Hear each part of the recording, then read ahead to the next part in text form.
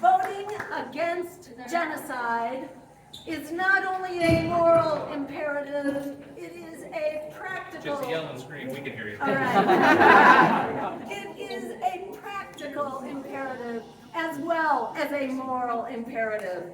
Over 500,000 lives, according to the UN, are on the line right now from starvation.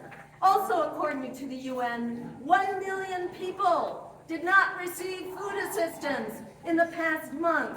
And now there is polio and cholera and hepatitis and all sorts of other infectious diseases that are circulating.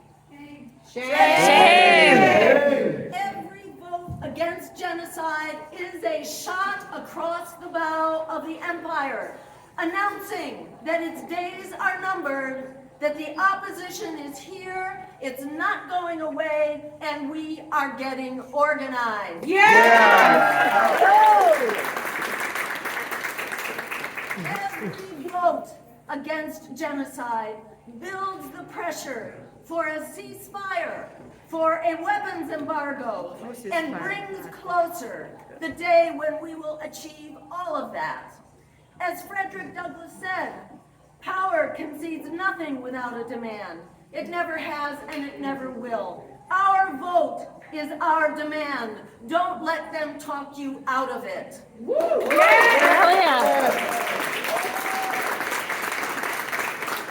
Our vote is our power in a democracy. If you let them talk you out of your vote, they are talking you out of your power. Voting for the lesser evil disappears.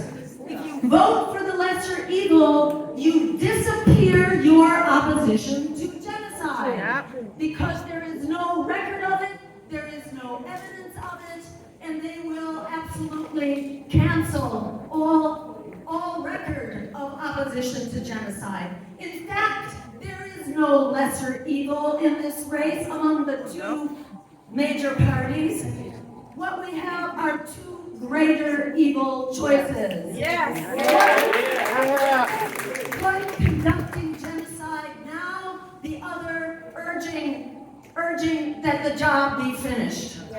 So we say, forget the lesser evil, fight for the greater good, like our lives depend on it. That's right.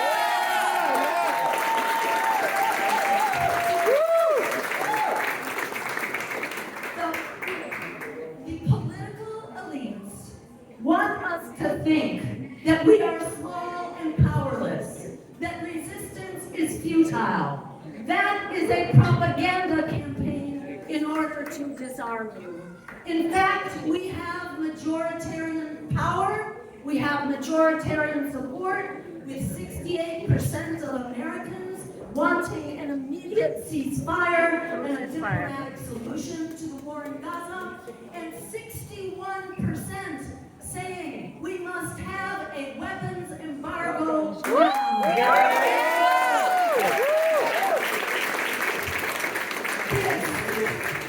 This is such a tribute to every one of us here in the room, every one of us out there in the virtual room. This didn't happen by itself. Having been witness to many unjust wars, starting with the war in Vietnam, it takes years, generally, to mobilize opposition to a war, to overcome the power of the 24/7 propaganda machine. Yet this coalition has overcome that propaganda already. Within months, that propaganda was overcome. Add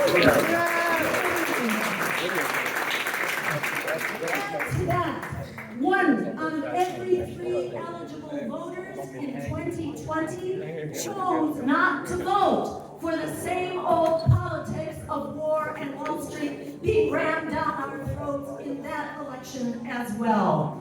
And who are these non-voting eligible voters? Largely low-income, people of color, and young voters. The very voters who are supporting this anti-genocide, pro-worker agenda that speaks to all of us, that can unify a winning majority in this race and beyond. Yeah.